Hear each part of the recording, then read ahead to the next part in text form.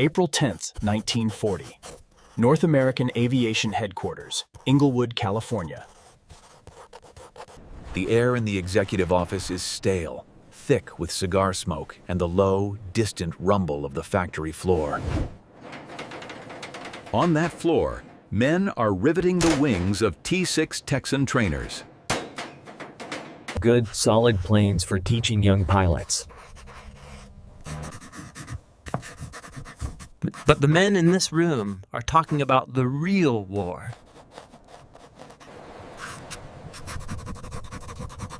A war that, for America, is still an ocean away. But for the man sitting across the desk, is a daily, bloody reality. His nation is on the brink. The Luftwaffe is systematically attempting to bomb Great Britain into submission. The RAF Spitfires and Hurricanes are fighting heroically, but they are outnumbered, and losses are staggering. Britain needs more. They need anything that can fly and fight. He listens intently. The British proposal is logical, sensible, and desperate. They want NAA to build the Curtiss P-40 Warhawk under license. The P-40 is America's frontline fighter. His breath fogging, frost on his canopy. He is violently, uncontrollably cold. The P-38's heating system is a cruel joke. It's rugged, it's heavily armed, and its manufacturer, Curtiss-Wright, is already swamped with orders. The British need another production line, and they need it yesterday.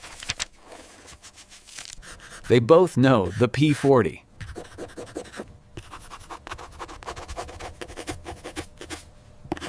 They know its strengths, and they know its critical high-altitude weakness. The Allison V1710 engine, a powerful V12, has one major flaw. It's liquid-cooled but lacks a good supercharger. Above 15,000 feet, its performance drops off a cliff. And 15,000 feet is exactly where the Messerschmitt Bf-109s wait to dive on their prey. To build the P-40 would be the safe, profitable move. It would take months just to get the Curtiss blueprints, set up the tooling, and retrain the workforce. By the time the first North American P-40s rolled off the line, the design might be fatally obsolete. A silence hangs in the room. Kindleberger leans forward. Hartmann squeezes the trigger. The air ignites. A stream of 20mm Minengeschoss shells, high-explosive mine shells. It'll take us time to get set up, but we think that's a mistake. The British delegation stiffens. This is not the time for negotiation. Kindleberger continues, pressing his advantage. The P-40 is a fine airplane, but it's not what you really need. We can build you a better one. A new one. From scratch. The Gabelschwanz is a joke. A flying coffin. A widowmaker. The 78th Fighter Group is decimated. The losses are so horrific that in August, the group is pulled from combat. Sir Henry starts to protest, to dismiss this as a sales pitch, but Kindleberger raises his hand. Give us 120 days, 4 months, from a blank sheet of paper to a prototype. We'll design you a fighter that uses the same Allison engine, but will fly faster, higher, and further than any P-40. If we're late, you don't pay. The British are stunned. What Kindleberger is proposing is impossible. A modern fighter aircraft is one of the most complex machines on Earth. Its design, engineering, and wind tunnel testing take years, not months. But they are also desperate, and they are out of options. Every other major American manufacturer is at capacity. Sir Henry Self looks Kindleberger in the eye, searching for any sign of a bluff. He finds only steel. He sees the T-6 Texans rolling off the line outside. He sees a factory that knows how to build planes fast. He makes a decision that will alter the course of the air war. Mr. Kindleberger, you have your 120 days. The contract will specify a deadline, not 1 day later. The meeting adjourns. The moment the door closes behind the British delegation, Kindleberger and Atwood are in motion. They don't walk, they run to the engineering department. They are looking for one man, Chief Designer Edgar Schmood. Schmood is a brilliant, German-born, self-taught aviation genius. He had once worked for Willy Messerschmitt himself. He is the man Kindleberger is betting on. They find him at his drafting board.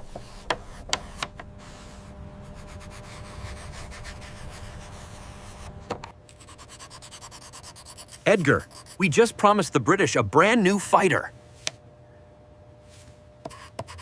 They want it in 120 days. Schmood doesn't even look up from his drawing. He just takes a pencil and, without a word, prepares a fresh sheet of paper. The clock has just started. The second Kindleberger leaves, Schmood's office transforms. It ceases to be a design studio and becomes a war room. The impossible 120-day timeline isn't a problem to be solved. It's a condition of survival.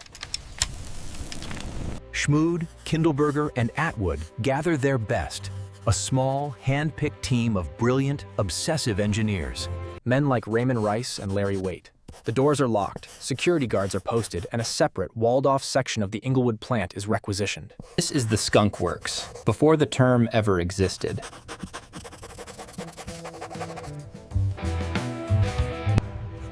The Americans need to understand that the Messerschmitt Bf 109 and the Fokker 190 are fighting a different war.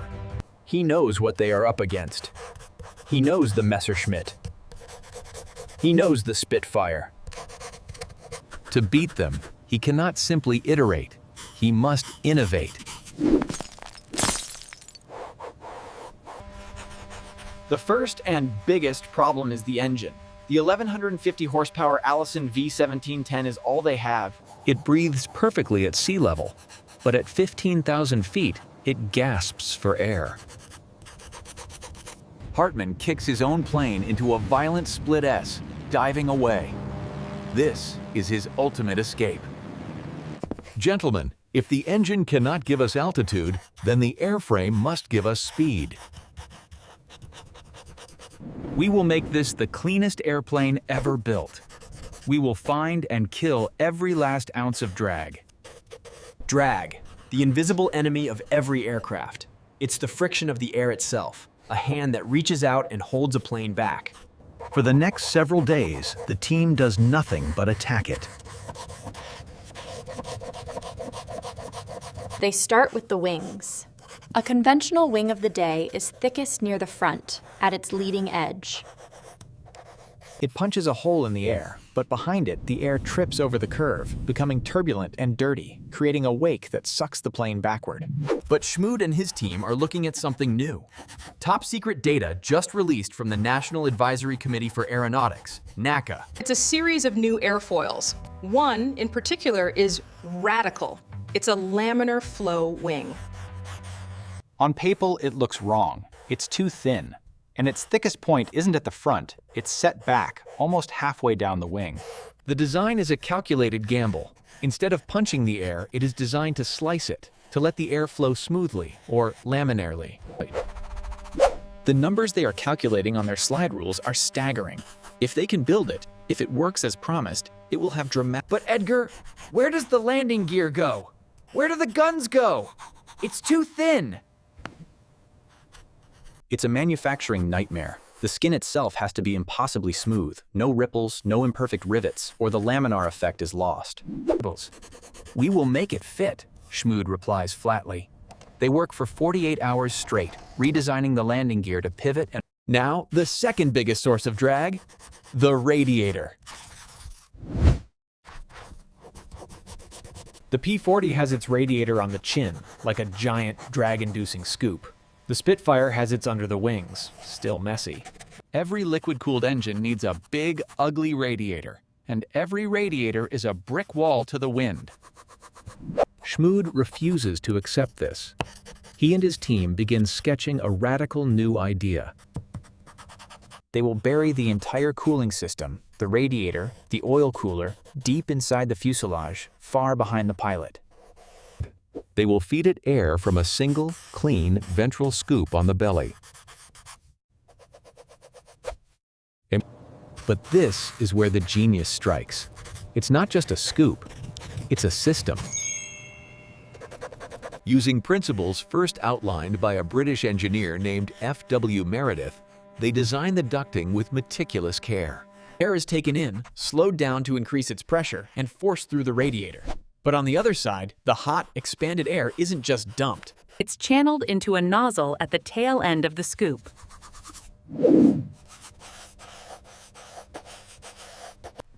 You don't just see a radiator, you see a rudimentary jet engine. As the plane's speed increases, the hot air being expelled out the back begins to produce thrust. This is the Meredith effect. At a certain speed, the entire cooling system, that massive drag-inducing radiator, doesn't just become drag neutral. It is a system that cancels out its own drag. It is, in 1940, pure magic. A single P-38, flown by a 22-year-old from Ohio, picks Hartmann's 109. The German pilot is completely unaware. The days blur. 20 days pass. Then 40. Then 50. The engineering department is a haze of smoke, sweat, and graphite. Men are sleeping on cots next to their drafting tables. While Schmood's team is still finalizing the blueprints for the tail section, the factory foremen are already on the floor, building the jigs and tooling for the wings. They are designing and building in parallel. There is no time for a full-scale wooden mock-up. There is no time for review. The final design emerges. It's designated the NA-73X. It is beautiful. It has the sleek, deadly lines of a Predator. It's a hybrid of the world's best ideas. The cockpit visibility of a 109, the engineering of the new NACA wing, and the radical thrust-producing radiator. The clock is ticking. The blueprints are rushed, still warm, from the drafting room to the factory floor. The engineers have done their job.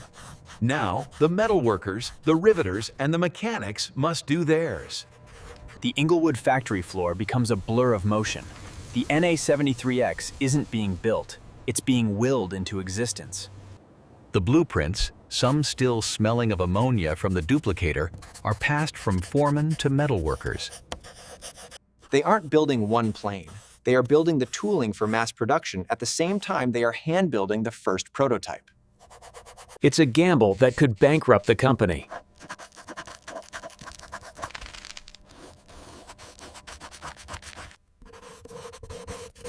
The first and greatest hurdle is Schmood's masterpiece, the laminar flow wing. The factory veterans, men who have built thousands of wings, just stare at the drawings. The specifications are unlike anything they've ever seen.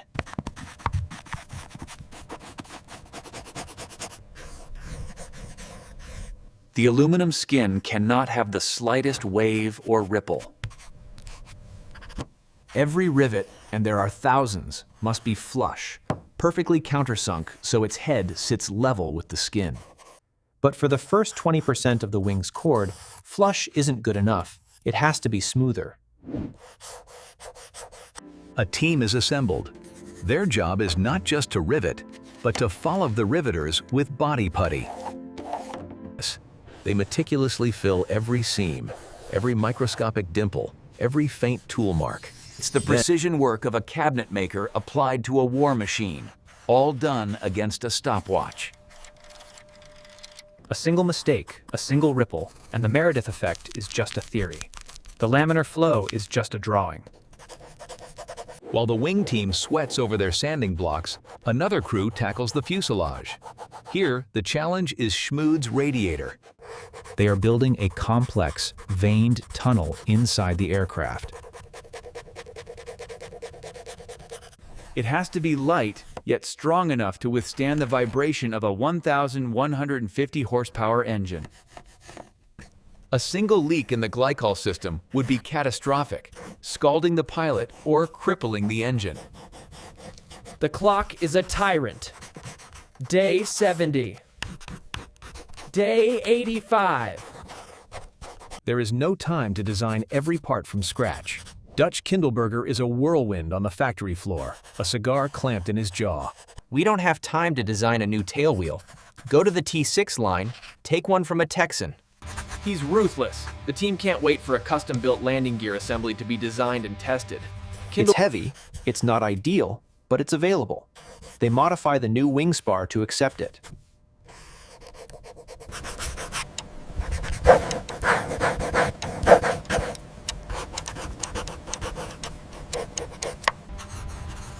The engine arrives. It's the Allison V1710 F3R, fresh from the factory.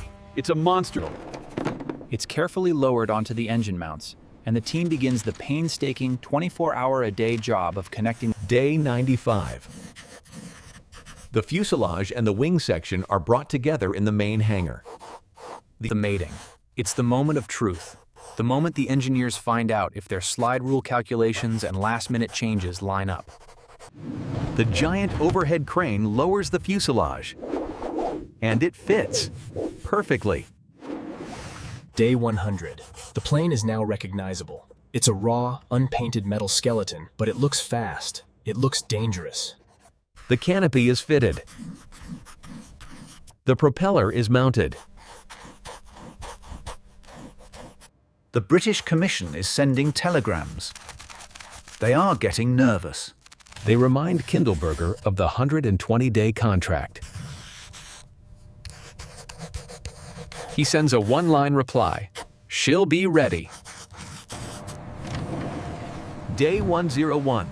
The unpainted NA-73X prototype, serial number 41038. Day 102. It is October 26th, 1940. The deadline was 120 days.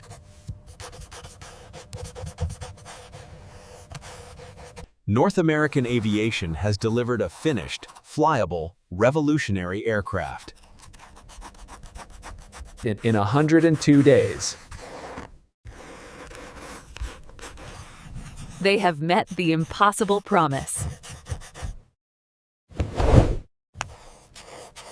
But the story is far from over.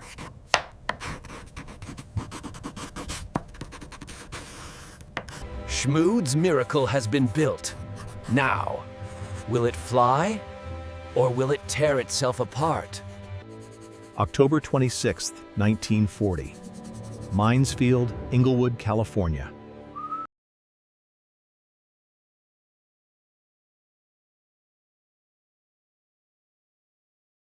At the edge of the tarmac stands NAA's chief test pilot, Vance Brees. He's a veteran, but this is different. He's strapping on his parachute. He knows that if the theory is wrong, the wing could lose all lift in an instant. Dutch Kindleberger walks over, offering a final cigarette. She looks fast, Dutch.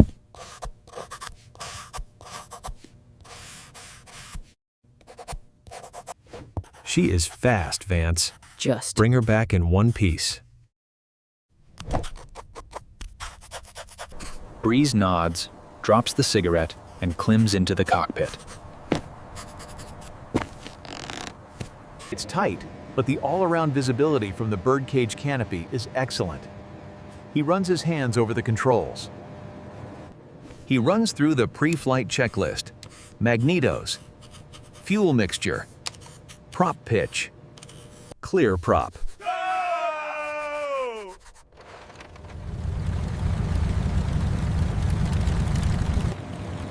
The 1,150 horsepower Allison V1710 engine barks to life with a cough of blue smoke. The entire airframe vibrates, a living thing straining at the leash. Brees taxis the NA-73X onto the runway, the sound echoing across the field. He turns into the wind, locks the tailwheel, and pushes the throttle all the way forward. The acceleration is violent. The plane doesn't just roll, it leaps down the runway. Brees is pushed back into his seat. Before he's even halfway down the strip, the tail is up, and with the lightest pull on the stick, the NA-73X is airborne. It climbs like a rocket, the undercarriage retracting cleanly into the thin wings. On the ground, the engineers and executives are speechless. Even the skeptical British are staring, slack-jawed. The plane's rate of climb is visibly faster than the P-40 they had wanted.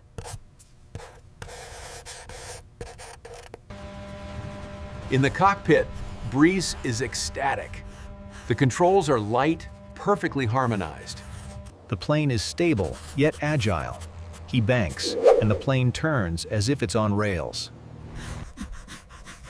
He's grinning. This isn't a truck like the P-40. This is a sports car. He pushes the nose over and levels off at 10,000 feet. He glances at his airspeed indicator. Then this is significantly faster than a P-40. It's even faster than a Spitfire Mach-1. Schmude's gamble on the laminar flow wing and the Meredith effect radiator, it worked. The drag is gone. He feels the rumble of the Allison engine, a smooth, powerful thrum. This is a hot rod. This is a world beater. Then, he decides to test its limits.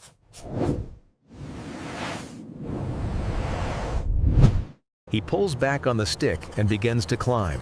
12,000 feet, 13,000, 14,000. And right on schedule, the curse of the Allison strikes. At 15,000 feet, the engine's power begins to fade.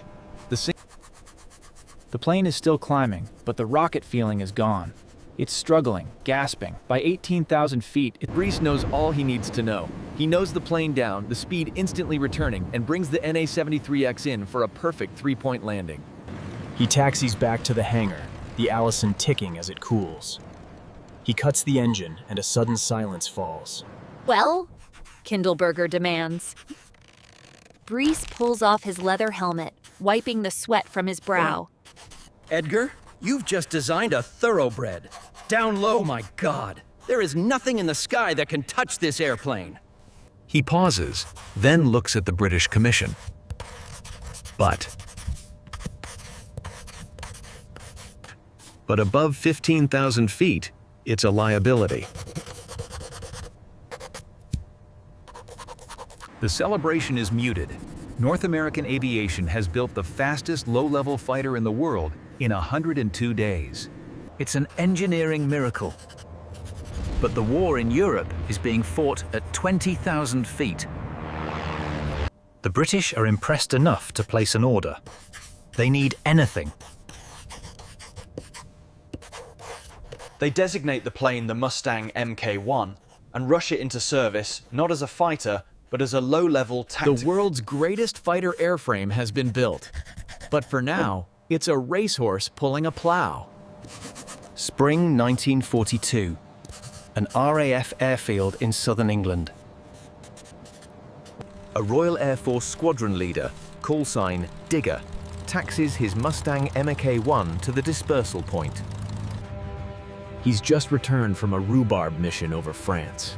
His flight boots are caked in mud, and his Mustang is filthy, smeared with oil and the remains of French insects. But it's also riddled with holes from 20mm flak. Another train? His ground crew chief asks. 2. And a staff car. Damned good show. He pats the plane's cowling. This thing, she's a miracle, Chief. A bloody miracle. And she is. At 500 feet, The Allison-powered Mustang is the fastest thing in the sky. It's faster than the Focke-Wulf 190, faster than the Spitfire V. The RAF pilots in the Army Cooperation Squadrons, who had been flying sluggish Lyssanders and Tomahawks, now feel invincible. They can sweep over a target, strafe it, and be gone before the flak crews can even find their range. But there is a bitter truth, one every Mustang pilot knows in his bones. As Digger walks to the debriefing hut, he looks up. 10 miles high, glistening in the sun, are the contrails. Thin, white lines of vapor, stark against the deep blue. The high-altitude war. That is where the big friends, the American B-17s, are fighting and dying. And that is where the German Bf-109s and FW-190s are waiting, safe on their blue water hunting ground, where no Allied fighter can touch them. Digger's Mustang, a miracle at sea level, is useless up there. He and his men are, as one male East Asian pilot put it, lawnmower men. The Mustang is a thoroughbred, but it's a thoroughbred that can't breathe. The reports all say the same thing. Brilliant plane. Wrong engine. This is where the story would have ended. The NA-73X would have become a footnote, a successful but niche ground attack plane, eventually replaced and forgotten. But on April 30th, 1942, at the Rolls-Royce test facility at Hucknall, a man named Ronald Harker. He's not an RAF pilot, he's a Rolls-Royce test pilot. His job is to test engines, and he's been hearing the rumors about this American airframe. He takes off. He does exactly what Brees did. He is astonished by the low-level speed, the handling, the sheer quality of the design. And, just like Brees, he is appalled by the high-altitude performance. He lands, and as he taxis in, a thought is forming. A what if? He knows something that NAA didn't. He knows the Merlin. Not just any Merlin, but the new Merlin 61. Rolls-Royce had just solved the same problem that plagued the Allison. The Merlin 61 was fitted with a revolutionary piece of technology. It was, in essence, an automatic transmission for air. At low altitude, it ran in low gear. The engine would take a second breath and continue to produce massive horsepower at altitudes where the Allison was suffocating. Harker immediately dictates a report. His recommendation is short, sharp, and revolutionary. Fit a Merlin 61 to the Mustang. The report lands on the desk of Dr. Stanley Hooker, the brilliant engineer who designed the Merlin 61 supercharger. He reviews the data, then looks at the pictures of the sleek American airframe. A grin spreads across his face. 2 days later, on May 2nd, 1942, Hooker telegrams Kindleberger at North American Aviation. We believe we have an engine for your Mustang. What are its dimensions and weights? Kindleberger, sitting in California, is stunned. He cables the information back immediately. The British government, now aware of this rogue engineering proposal, is furious. They have no interest in NAA building a Merlin Mustang. They are desperate for P-51s now, even with the Allison engine. They are also worried it will divert precious Merlin engines away from their own Spitfires. They send a cable to the British Purchasing Commission. Do not, repeat, do not encourage North American aviation. But the genie was out of the bottle, and it had crossed the Atlantic. The data, the Harker report, was now circulating. It landed on the desk of the one man who mattered. Not in London, but in Washington, D.C. General Oliver P. Eccles, head of U.S. Army Air Forces procurement. He read the numbers from Hucknall. He looked at the Mustang's performance with the Allison, and he looked at the projected numbers with the Merlin. And he made the most important phone call of the entire program. Not to London, not to North American Aviation. He called the Packard Motor Car Company in Detroit, Michigan. Packard had just signed a contract to build the Rolls-Royce Merlin engine under license. General Eckel's order was simple. Stop all Allison production. Redesign the NA-73 to accept the Packard Merlin engine. Your new designation, P-51B. Priority is absolute. The race is on, again. Inglewood, California, late 1942. The atmosphere at North American Aviation is one of electric, vindicated pressure. The lawnmower plane, the one the USAF had dismissed, is suddenly the single highest priority in the entire American war effort. But this is not a victory lap. It's a new race. A crated Packard V1650-3, the American-built Merlin, arrives at the Inglewood factory. It is a masterpiece of precision engineering. But to Edgar Schmood and his team, it's a whole new set of problems. They have the British Mustang X data, but as they unroll the blueprints, they realize the British hot rod solution is just that, a one-off, workshop-built conversion. It's not something you can mass produce. Kindleberger's order is clear. I don't want to build one. I want to build 1,000. Schmood's team effectively has to redesign the entire front half of the P-51. They are not just bolting in a new engine, they are re-engineering the soul of the machine. The first challenge is the intercooler. The British solution was clever, but Schmood's team refines it, optimizing the ducting for the NAA production line. They create a modular system, a single power egg that includes the engine, the intercooler, and all the radiators. The new engine is heavier. This throws off the plane's delicate center of gravity, which Schmood had balanced to perfection. The entire aircraft has to be re-stressed. The landing gear is strengthened to take the extra weight. Then there is the sheer power. The original Allison engine produced 1,150 horsepower. This isn't just a repowering, it's a reanimation. They made the new engine to a massive 11-foot, four-bladed Hamilton Standard propeller. On November 30th, 1942, NAA test pilot Bob Chilton eases into the cockpit of the new prototype, the XP-51B. It's a different beast. The nose is longer, bulkier, but the rest of Schmood's original design is still there. The laminar flow wing, the Meredith effect radiator. He fires it up. The Packard Merlin growls to life with a deep, authoritative rumble. He taxis out. The plane feels heavy, eager. He gets clearance and pushes the throttle forward. The acceleration is immense, more powerful than the Allison, smoother, more relentless. The big, four-bladed propeller bites into the air, pulling the fighter down the runway like a greyhound. Chilton pushes the throttle. The sound is the now familiar Merlin scream. He takes off. He climbs. 15,000 feet, 20,000, 25,000. The plane does not stop. It accelerates during the climb. It is a rocket ship. He levels off at 30,000 feet. The controls are still light. The airframe is stable. He pushes the throttle to war emergency power. The result is terrifying. The XP-51B leaps to 442 miles per hour. It is done. The marriage is complete. The finest fighter airframe in the world is now joined to the finest fighter engine in the world. The P-51B, the Mustang Mach-3 as the British will call it, is born. The factory in Inglewood explodes into activity.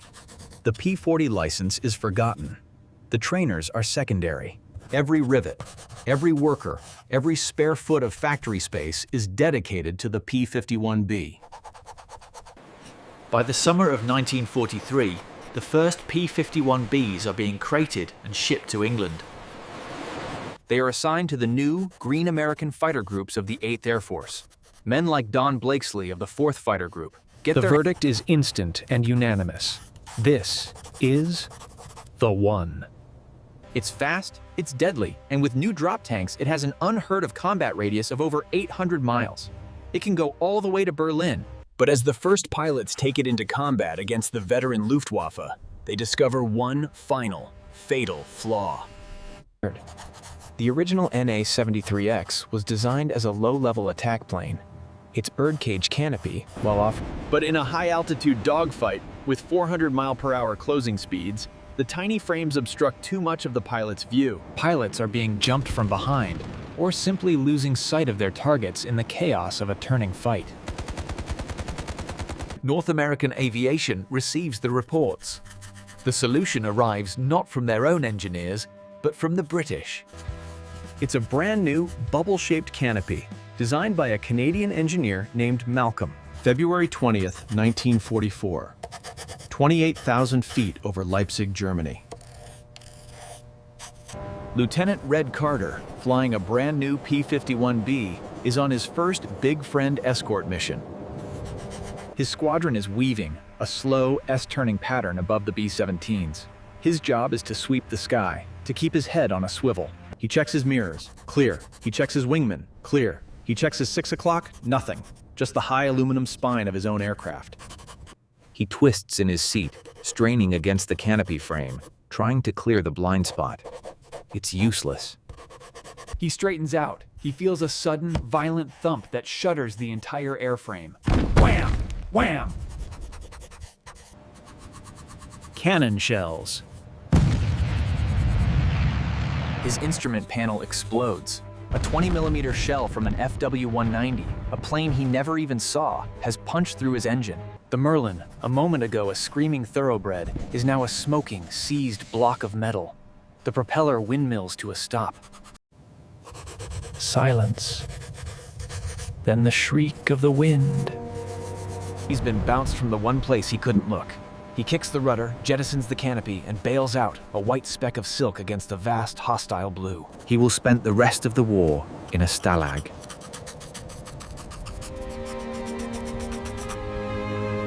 Back at RAF Debden, the 4th Fighter Group's CO, Colonel Don Blakesley, slams his fist on the debriefing table.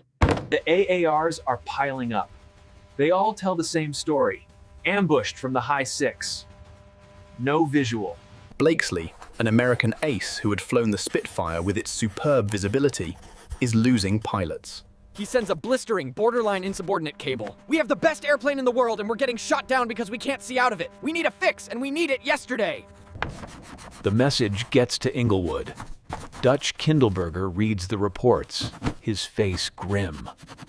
The British, as they had before, offer the first solution. It's a field modification, a piece of improvised genius called the Malcolm Hood. It's a bulged, frameless, sliding canopy, blown from a single piece of plexiglass, designed for the Spitfire. Allied mechanics in England begin jury-rigging them onto the P-51Bs. It's an improvement. Edgar Schmood looks at the Malcolm Hood with a designer's contempt. It's clumsy. It's not a solution. He's already seen the future. He's seen the British Hawker Typhoon and the American P-47 Thunderbolt's latest model. They are using a teardrop or bubble canopy, a single, perfect, 360-degree dome of blown plexiglass. But for the Mustang, this isn't just a new canopy. It's radical, invasive surgery.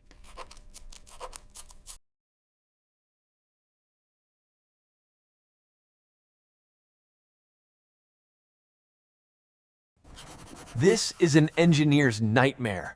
That spine isn't just for looks. It's a structural part of the plane. It provides directional stability.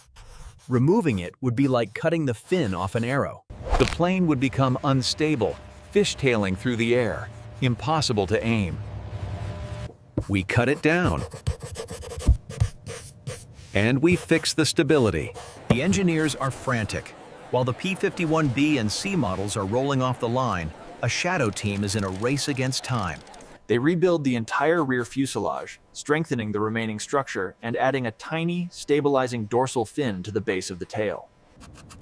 On May 25, 1944, the first P-51D prototype rolls out of the factory. It is instantly recognizable. A bubble canopy giving the pilot unparalleled vision. A chopped-down rear fuselage, sleek and fast. But it's more than just a new look. Schmood has also addressed the P-51B's other major flaw, its armament. The P-51B had 4.50 caliber machine guns. It was good, but it often took a long burst to bring down a tough German fighter. The P-51B's 4 guns were also mounted at a steep, awkward angle inside the wing. This caused the ammunition feed belts to jam during high G turns. Pilots, pulling 6 or 7 Gs to get on a German's tail, would find their guns go silent. Schmood and his team redesigned the wing. They added a third .50 caliber machine gun to each side, bringing the total to 6. And, more importantly, they mounted them all upright, allowing for a smooth, jam-free ammunition feed. This is it, the P-51D, the definitive Mustang. It has the legs of a marathon runner, the heart of a lion, and now, the eyes of a hawk. And it is just in time for the largest, most critical invasion in human history.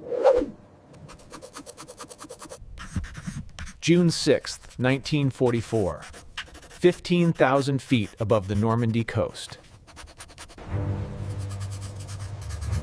Major George Preddy banks his new P-51D. Cripes a mighty. Thousands of ships, a bridge of boats stretching from England to France. This is it, D-Day. And for the first time in the war, the sky belongs to the Allies. Preddy is part of a vast, multi-layered aerial umbrella. He is a top-cover fighter. He is not tied to the bombers. He is not on the defensive. His job is simple: kill anything German that flies. He cranes his neck, his head moving in a constant, fluid swivel inside the clear bubble canopy. He can see everything. He can see his wingmen. He can see the squadron of P-47s 5,000 feet below him, ready to pounce. And he can see them. Bandits! 4 o'clock low! 2 of them! A pair of Messerschmitt Bf-109s trying to make a desperate, high-speed pass at the beaches. A year ago, they might have succeeded. They would have come from the blind spot, hit a bomber, and vanished. Not today!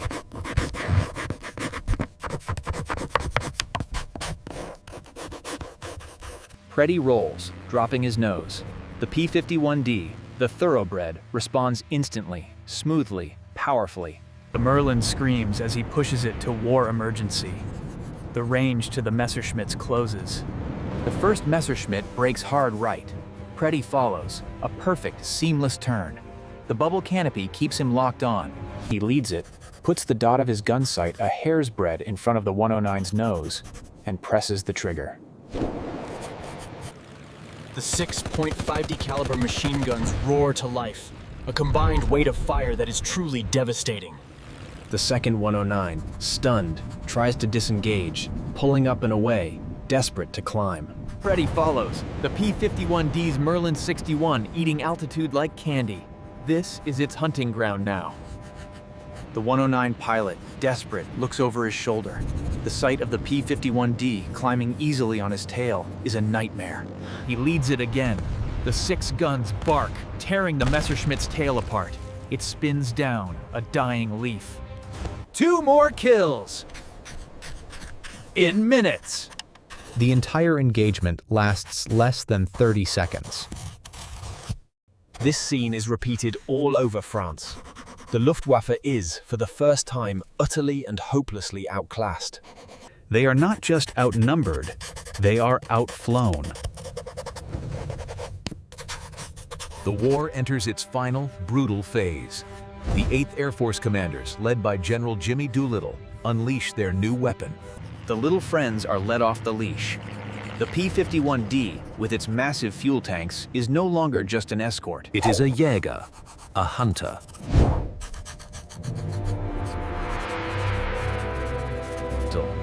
The new doctrine is fighter sweep. Squadrons of P-51Ds leave the bombers behind and roam deep into Germany. It becomes a turkey shoot.